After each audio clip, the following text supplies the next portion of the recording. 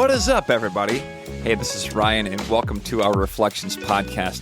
You know, in the summertime, we take a couple of weeks, and we ask people in the congregation here at Central, and say, hey, what are some things you want to talk about? We call it our You Pick sermon series, and people will write in questions or topics or verses that they want to hear us talk about, and we try to hit them all, but we can't. There's just too many questions and thoughts and topics that come in. So I thought it'd be kind of fun to just address briefly even a couple of these in my Reflections podcast. And so this one comes from Beth. Beth writes this. She says, I've been reading the Bible chronologically, and when reading some of the Old Testament laws, I get really confused. In some of the laws given to the Jews, God tells them if they break these rules, or if anyone does, take them to the edge of town and kill them. She says, I get it. I get that removing the bad parts like cancer, from the people, removing those parts before they spread I get that. But when Jesus comes, he tells them they got it all wrong, is what she writes. I know that I'm missing something between the Torah or the Old Testament, the Hebrew Bible, and the New Testament. It just seems like two different approaches. Well, there you go. That's a bit of a doozy. I mean, here's the question behind the question. There are all kinds of passages in the Old Testament or the Hebrew Bible that are really troubling, especially for us with modern sensibilities who are living in 2024. And a lot of these things that seem to happen, or that God commands, or that God does, or that the people say that God does, it seems so counter to our modern sensibilities. But even more troubling probably is this idea that, as Beth writes, these passages in the Hebrew Bible, they seem to contradict outright the teachings of Jesus.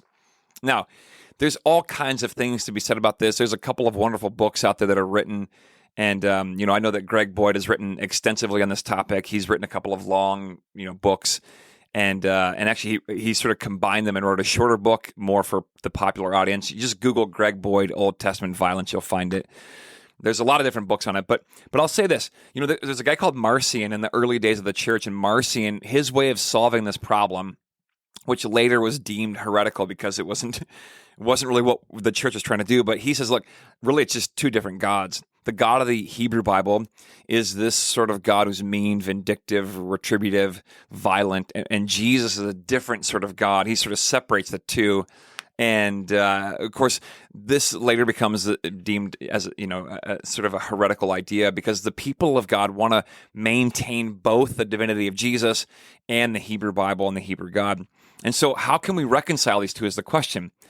Well, here's what I'll say just in my 5 minutes or so on this podcast is that, look, for us, for many of us, we want to interpret, there's all kinds of ways to interpret the entire Bible. And my way of interpreting the Bible is through Jesus. And so I might put on like a pair of lenses or goggles that are like Jesus lenses or Jesus goggles. So there are these guys named Mark Baker and Joel Green. They wrote a great book called something about the scandal of the cross. I forget what it's called, but it's really good. And in there they write that they say the whole of Scripture finds its meaning in the suffering and death and resurrection of Jesus. In other words, like the Scriptures themselves, from the Hebrew Bible all the way to Revelation, it finds its meaning in the suffering and death and resurrection of Jesus. All of the Scripture really culminates and sort of crescendos in the action and the life and death and resurrection of Jesus. In the book of Hebrews, it says it like this. Hebrews 1 says that you've heard these prophets in the past speaking to us. Now in these last days, God has spoken to us by his Son. In other words, like Jesus seems to be kind of elevated over all the rest of Scriptures as the fulfillment of all those Scriptures. So it's important for all of us. Luther thought the same stuff. It's important that we read and interpret everything, the Hebrew Bible, the Jesus stories, obviously, and then all that comes later, through the lens or the goggles of Jesus, that our hermeneutic is the fancy $5 seminary word. The way we interpret it is through Jesus. So if I was downtown, for example, at a parade, let's say we have these parades here in Elk River, but let's say I was downtown somewhere at a parade, and you saw me across the parade route, and you couldn't talk to me because the parade is going in between us, and you couldn't hear me or see me really closely, but you saw me from afar, and you saw me there with my wife, Katie, and all of a sudden, I just often decked Katie, just punched her right in the side of the head, which I would never do. But let's say I did that. You would be like, oh my gosh, Ryan just punched his wife. What in the world? Now let's say you've known me for many, many years or decades even. We might say or be tempted to say, oh my gosh, everything I thought I knew about Ryan is wrong. I'm going to throw it all away. I cannot believe I ever thought Ryan was a decent guy, if you did. And I ever liked the guy, if you liked me. But like, it's all wrong. Now, this moment, everything I see or everything I know about Ryan is wrong because of this moment. So that's one option. Another option might be to say, okay, look, I know Ryan. I've known him for, however many years. I know his heart, his character. I know what he's like. I'm going to try to reinterpret this moment, just this one moment of like utter violence and whatever. I'm going to reinterpret it as, through the lens of all that I know about Ryan. So you might say something like, golly, maybe Ryan's kids were kidnapped, and Ryan loves his kids so much. They were kidnapped, and the kidnapper said, hey, listen, if you and Katie, if you don't get into a public fight on the street corner, I'm going to kill all your kids. I know this is like an egregious example, but just bear with me. Then you're like, oh, that's why Ryan punches his wife, because Ryan got this phone call from this kidnapper who said, hey, unless you punch your wife in the head, I'm going to kill your kids. And then Katie, of course, was like, yes, punch me in the head. Of course she would do that, So you can reinterpret this moment in light of and through the lenses of all that you know about me. And I think the same is true of the Bible, that we can look at the Hebrew Scriptures. And there are lots of bizarre, troubling, antiquated, ancient writings in there that just, they don't make sense.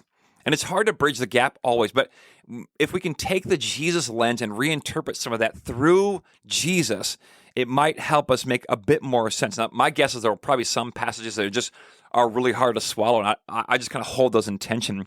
But Jesus reframes everything. And so with that, I start with what I know, and I know that Jesus is the embodiment of God, and Jesus is the embodiment of love, that the cross, this moment of beautiful self-sacrifice, love for the other, even while we were yet sinners, Paul writes, Christ died for us. And while he's hanging on the cross, like while they're crucifying him, Jesus declares, Father, forgive them, for they don't know what they're doing. Jesus has compassion on those because they're like sheep without a shepherd. Like, so this moment of the cross, this pinnacle, like central moment of Jesus suffering and death at the hands of the mob and the people, but his love extends into that depth of violence and rejection. Even there, his love goes. And like that's what Jesus is like. So I'm going to interpret the whole of Scripture through that moment, that regardless of everything and anything else, I know that Jesus is love.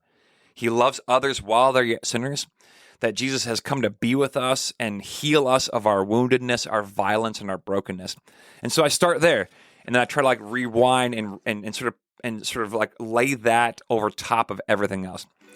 So at least start there. Start with what you know, which is Jesus, that Jesus is the embodiment of love, that he's God in the flesh, and his love reaches into the darkest, most, ostensibly God-forsaken parts of our lives. And then let's interpret everything else from there. So start there and see where it takes you. Okay, love you guys. Talk to you soon. Peace.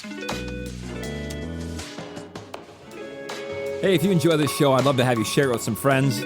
And don't forget, you are always welcome to join us in person at Central in Elk River at 8:30, which is our liturgical gathering, or at 10 o'clock, our modern gathering. Or you can check us out online at clcelkriver.org. Peace.